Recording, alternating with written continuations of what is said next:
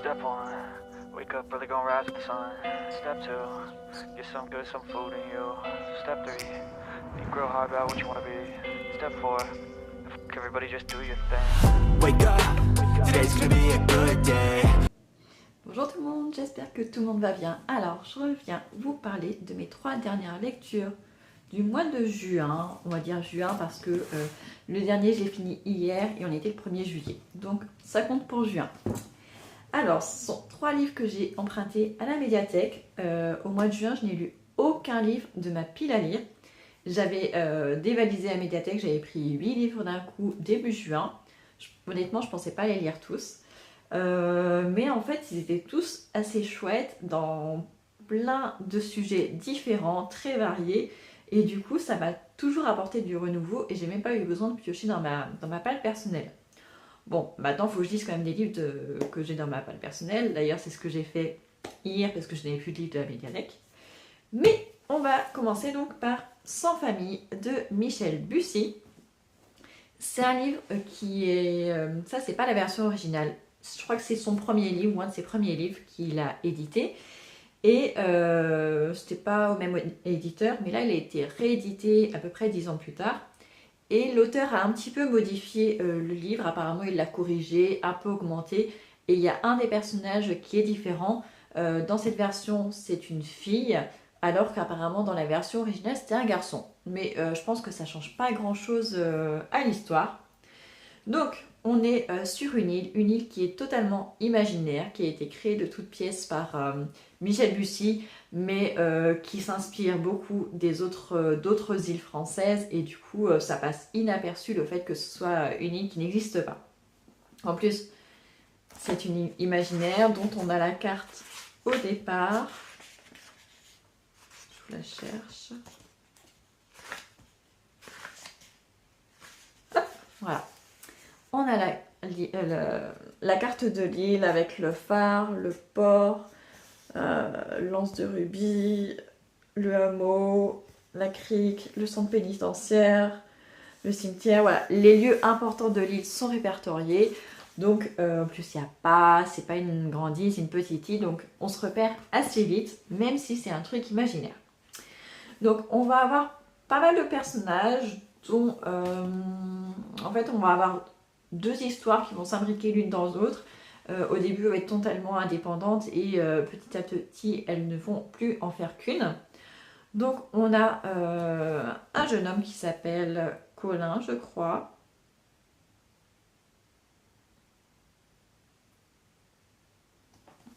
Est-ce que c'est le papa? Oui, c'est le petit garçon qui s'appelle Colin. Enfin, le petit garçon, c'est un ado. Il va bientôt avoir 16 ans. Il est élevé par sa tante et son oncle. On l'apprend dès le départ, mais dès le départ, en fait, on ne sait pas trop ce qui est arrivé à ses parents. On sait que quand il était petit, jusqu'à l'âge de ses 6 ans, il habitait sur cette île, justement.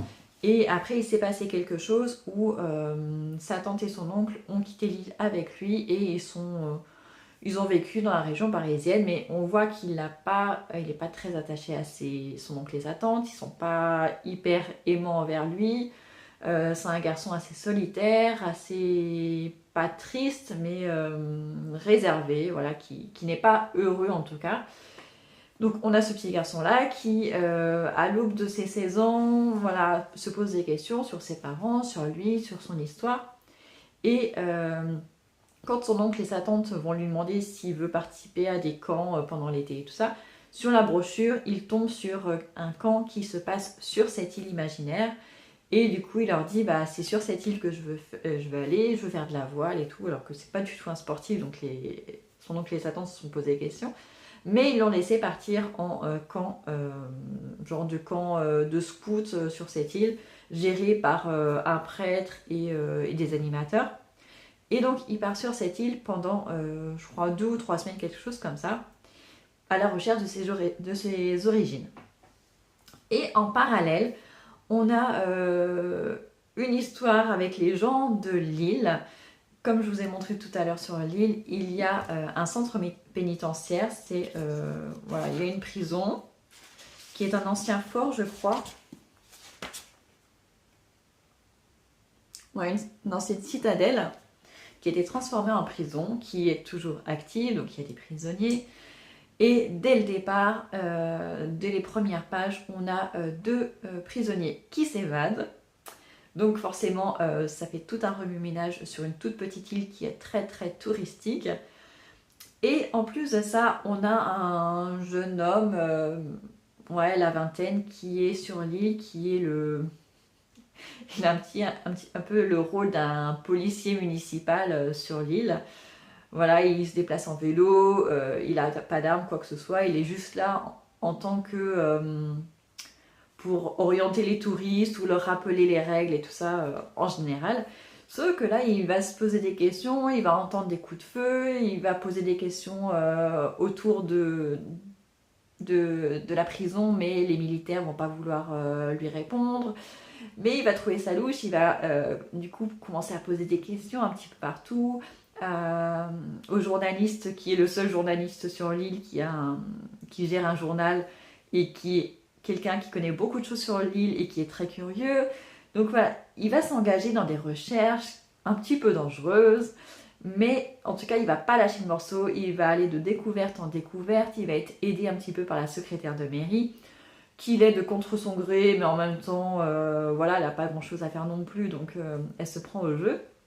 Et donc voilà, il va aller de fil en aiguille rechercher des informations, et du coup, on va découvrir une enquête vraiment complexe, que ce soit du côté du garçon qui a un rôle d'agent, je ne sais plus comment il s'appelle.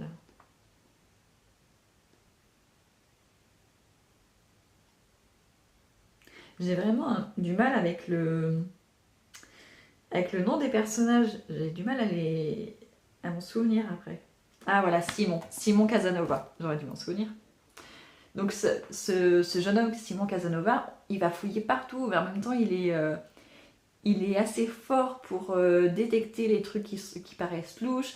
Il a un bon esprit de déduction, voilà, il analyse très bien les choses, du coup ça coule tout seul.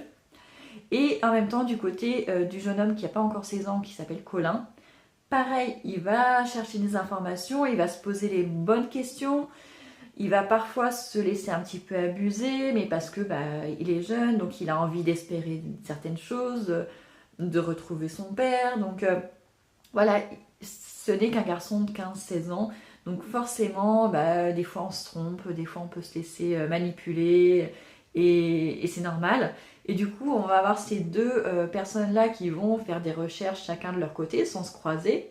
Mais voilà, à la fin, ils vont se rencontrer et à la fin, on aura un super dénouement. Franchement, il se dévore. Il se dévore vraiment. Il fait presque 500 pages. Mais ça coule tout seul. Franchement, c'était un régal. Il n'y a pas de meurtre, il n'y a pas de sang. C'est assez calme. Mais en même temps, comme on a on va dire deux enquêtes, même si ce ne sont pas des enquêtes policières, on a deux enquêtes en même temps. Et du coup, voilà, un coup on est avec Simon, un coup on est avec Colin. Et du coup, on a peur pour Colin parce que c'est quand même un jeune homme de 15 ans qui est sans défense, il peut lui arriver plein de trucs. Simon Casanova, c'est pareil, il va voir des gens, on ne sait pas comment ils vont réagir, il n'est pas armé. Donc il peut se passer plein de trucs, mais finalement, voilà, tout se passe bien quand même. Même s'il y a des petites choses dangereuses, il y a un petit peu de frisson, mais voilà, c'est quand même très très soft. Donc franchement, je pense que ça peut être une bonne lecture pour l'été. Ça se passe sur une île, au soleil, pendant l'été, avec des touristes et tout ça. Donc franchement, ça peut être très très sympa, je vous le recommande. Et ça me conforte dans le fait que j'aime beaucoup ce qu'écrit Michel Bussy, c'est le deuxième, et voilà, j'aime beaucoup, donc je vais lire tous les autres. Ensuite, j'ai lu L'odeur de la colle en peau d'Adèle Bréau. Adèle Bréau, j'ai déjà lu d'elle Frangine, il y a 2 ans je crois, que j'avais vraiment beaucoup aimé. C'est une histoire de 3 sœurs qui s'étaient un petit peu éloignées, puis rapprochées, voilà, j'avais beaucoup aimé. Ensuite, j'avais lu l'année dernière L'heure des femmes, qui était plutôt un hommage à sa grand-mère, c'était vraiment ça, Ménie Grégoire. J'avais bien aimé, mais j'ai un petit peu de mal avec les biographies romancées parce qu'on ne sait pas ce qui est vrai, ce qui n'est pas vrai. Et du coup, je suis un peu gênée, même si j'avais quand même beaucoup aimé le roman. Et donc là, l'odeur de la colle en peau, ça se passe en 1990-1991. On suit Caroline qui a alors 13 ans.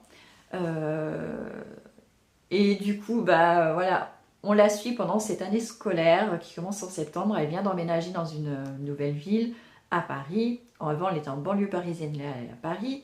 Donc, nouveau collège. Elle ne connaît personne, donc elle va devoir se faire des nouveaux amis. Sauf que bah, à 13 ans, c'est un âge compliqué. On entre dans l'adolescence, donc on se pose plein de questions. En plus, quand on est une fille, bah, notre corps change également, ou on attend qu'il change. Donc voilà, il y a plein de choses qui se passent en place. La relation aux parents évolue aussi. On passe d'une petite fille souvent sage à se poser des questions. On a envie d'un petit peu plus de liberté, donc on essaye de s'opposer un petit peu aux parents. Mais les parents ont leur vie aussi et les couples peuvent aussi avoir des difficultés. Et du coup, il y a tout ça dans ce livre. Il n'est pas très long, il fait que 300, un peu moins de 300 pages.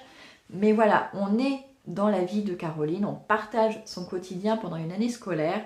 Et du coup, on vit ses joies et ses bonheurs pendant cette année-là. Et du coup, j'ai beaucoup aimé. En plus, moi en 90, je n'avais que 4 ans. Mais en revanche, j'ai 4 sœurs, mais j'en ai 2 qui étaient dans cette période-là. Il y en a une qui avait pile l'âge de Caroline et une un petit peu plus jeune. Donc en lisant ce livre, finalement, j'ai eu un petit peu l'impression de vivre leur adolescence ou le début de leur adolescence. Ça m'a rappelé mon enfance aussi parce que l'autrice a le don pour nous mettre dans l'ambiance. Elle nous parle du mode de vie de l'époque, des groupes qu'on entendait à l'époque, des jingles, des émissions télé qu'on pouvait regarder à l'époque, des marques qui étaient à la mode et tout ça. Enfin, franchement, du coup, il y a une ambiance qui est créée. On est vraiment avec Caroline. Enfin, moi, ça m'a replongé dans mon enfance. Nostalgie plus. En plus, moi, je suis quelqu'un de très nostalgique de base. Donc là, c'était encore plus accentué. Et du coup, j'ai beaucoup aimé les réflexions qui ont été faites concernant Caroline, le recul qu'elle prend, les difficultés qu'elle a subies. Il y a autre chose qu'il y a eu dans le livre. À un moment, elle assiste à un enterrement. Et elle est là pour soutenir quelqu'un, je ne vais pas vous révéler parce que voilà, sinon je vais vous spoiler une partie. Elle est là pour soutenir quelqu'un et la scène de la sortie de l'église, je l'ai trouvée vraiment très réaliste parce que je l'ai vécue moi-même, pas dans le même rôle, mais justement c'est quand même décrit assez bien. Et du coup, ça m'a encore plus touchée parce que j'avais le même âge, enfin j'avais 14 ans quand j'ai assisté à ça. Et du coup, le fait de le voir écrit noir sur blanc, et je me rends compte que j'aurais pas pu le décrire aussi bien avec mes propres mots. Et du coup, ça m'a fait beaucoup de bien. Et voilà, ce livre m'a fait du bien, même si c'était très nostalgique. J'ai beaucoup aimé. Et du coup, Adèle Brio a écrit plusieurs autres livres dans une trilogie. Et je pense que je vais le lire dès que je pourrai aussi. Il faut que je regarde si c'est à la médiathèque. Parce que franchement, j'aime beaucoup la manière qu'a Adèle Brio de raconter les histoires de vie, notamment de femmes. Parce que voilà, à l'heure des femmes, ça parle beaucoup de femmes. Que ce soit de sa grand-mère, mais aussi d'autres femmes. Frangine, pas pareil, ce sont 3 vies de 3 femmes imbriquées les unes dans les autres, de 3 sœurs. Là, c'est encore une histoire de femme, même si, voilà, elle n'a que 13 ans, mais c'est une femme en devenir. Et voilà, je trouve qu'elle explique bien les choses. Elle met des mots sur les émotions qu'on peut ressentir, qu'on ne sait pas forcément expliquer. Donc, j'ai trouvé ça très bien, donc je vous la conseille également. Surtout si vous êtes né dans les années 80 ou fin des années 70, je pense que ça peut beaucoup vous plaire. Et enfin, j'ai enfin lu mon premier Franck Tillier, le manuscrit inachevé. Je pensais que c'était un tome indépendant et je me suis encore trompée, c'est le premier tome d'une trilogie. Mais au moins c'est le tome 1, c'est déjà pas mal. Mais j'ai hâte de lire la suite. Donc, ici, on est... avec un truc un peu compliqué à la base. Mais finalement, ça n'a rien compliqué à la fin. On a Franck Tillier qui nous écrit un titre, Le manuscrit inachevé. Le manuscrit inachevé, c'est le titre d'un autre livre du personnage de Franck Tillier qui s'appelle Caleb Traxman. Caleb Traxman, il est mort, mais il a écrit un roman qui s'appelle Le manuscrit inachevé, qui est à l'intérieur. Et dans le roman de Caleb Traxman, ce monsieur a écrit un livre, Le manuscrit inachevé, dans lequel il y a une autrice qui s'appelle Leanne Morgan, donc qui est autrice, qui a écrit un livre aussi qui s'appelle Le manuscrit inachevé. Et dans son manuscrit inachevé à elle, il y a une femme qui s'appelle Judith Mauderoy, qui est institutrice et qui est amie avec un écrivain qui lui fait lire son livre, qui s'appelle Le manuscrit inachevé, ou quelque chose comme ça, où en fait, son roman, c'est l'histoire d'un homme qui a violé et torturé des femmes, des jeunes femmes, et elle se rend compte qu'en fait, ce roman est autobiographique. Et donc voilà, donc il y a, au final, il y a 4 livres qui s'appellent Le roman inachevé, les uns dans les autres. Voilà, donc c'est ça au début. Donc au début, je me dis, oh ouais, ça va être trop bien et tout. Au final, ça tombe un peu à plat parce que on reste au stade de Leanne Morgan, qui est autrice, qui a écrit un livre, voilà. Et on est vraiment à ce niveau-là et on remonte pas à l'étage au-dessus, donc c'est un peu dommage. Mais bon, c'est pas très très grave. Donc on est sur une enquête, même sur 2 enquêtes en fait. Parce que Leanne Morgan, justement, elle est autrice, elle écrit des romans policiers, assez sombres quand même. Et d'ailleurs, elle n'écrit pas sous son vrai nom, elle utilise un pseudonyme qui est Enaël Mirror. Et en fait, depuis 4 ans, elle n'écrit plus de livres parce que sa fille a disparu, on ne l'a jamais retrouvée. Et au bout de 4 ans, elle réussit à sortir un livre. Et donc, dès le début du roman, son livre vient de sortir. Et du coup, elle a quelques interviews qui se déroulent. Et en parallèle, son mari se fait agresser. Son mari avec qui elle ne vit plus, mais ils ne sont pas divorcés, mais ils sont juste éloignés à cause de l'épreuve qu'ils avaient subie avec la disparition de leur fille. Et son mari est agressé, il se retrouve avec une perte de mémoire, il est amnésique, et du coup va se rendre à son chevet. Donc on a cette histoire-là principale, et d'un autre côté, on a une autre histoire, donc ça se passe en Normandie, avec Leanne Morgan, et on a une autre enquête qui se déroule vers Lyon, Grenoble, enfin cette partie-là, où il y a un type qui se fait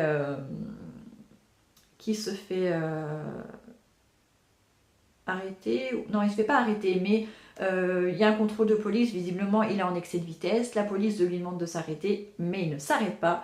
Et il roule beaucoup trop vite. Il loupe un virage et du coup, accident, il meurt. Et les flics trouvent dans son coffre une femme morte, sans visage. On lui a enlevé la peau du visage, on lui a enlevé les yeux. Et dans le coffre également, il y a une paire de mains coupées. Voilà, le corps qui est à côté a les mains tranchées. Donc au début, ils se disent ça lui appartient. Et en fait, peu de temps après, ils se rendent compte que ce sont 2 corps différents. Et du coup, va commencer une nouvelle enquête. On va se demander à qui appartiennent ces 2 corps. Il y a déjà quelqu'un qui est en prison, il se dit ça peut être lié à ça, et du coup voilà, il y a ces 2 enquêtes qui vont être menées en parallèle, qui sont liées, mais on va découvrir petit à petit comment elles sont liées. Voilà, c'est ça vraiment l'important. Et forcément, le roman est un manuscrit inachevé, donc à la fin on a une fin, on sait qu'il y a un combat final en fait entre 2 personnes. On sait qu'il y en a un des 2 qui meurt, mais on ne sait pas lequel. Et du coup, faut lire la suite pour le savoir. Donc voilà, donc je vais assez vite, je pense, me procurer la suite parce que franchement, j'ai beaucoup aimé. Il fait quand même 500 pages, hein, mais franchement, ça coule tout seul. Notamment la journée du samedi, j'ai pu beaucoup lire et franchement, c'était trop chouette. Par contre, il y a un truc, c'est les descriptions pas des meurtres, mais de la découverte des corps. Quand on nous dit comment ça s'est passé, ça m'a mis mal à l'aise. Pourtant, je suis habituée quand même à lire quand même pas mal de thrillers. Il m'arrive vraiment très rarement d'être mal à l'aise quand on est décrit une mort ou le corps. Mais là, je ne sais pas pourquoi, mais ça m'a mis vraiment mal à l'aise à deux moments dans le roman. Mais ça dure vraiment pas longtemps. C'est vraiment juste quelques lignes et après, voilà, c'est derrière nous.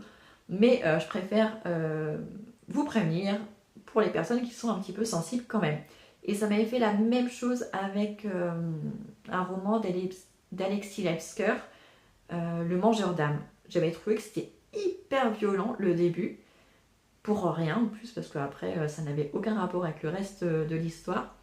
Mais voilà, là c'est pas que c'est violent, mais ça met mal à l'aise quand même. Voilà. Mais en tout cas, j'ai beaucoup aimé. Donc c'était 3 lectures que j'ai beaucoup aimées dans des styles différents. 2 thrillers, un roman plus contemporain avec un petit peu de nostalgie. Mais franchement, voilà, j'ai beaucoup aimé. Ça me confirme qu'Annelle de Brio, c'est une autrice dont j'aime la plume. Michel Bussy, c'est pareil. Et Franck Tillier, c'était mon premier et je sais que ce ne sera pas le dernier.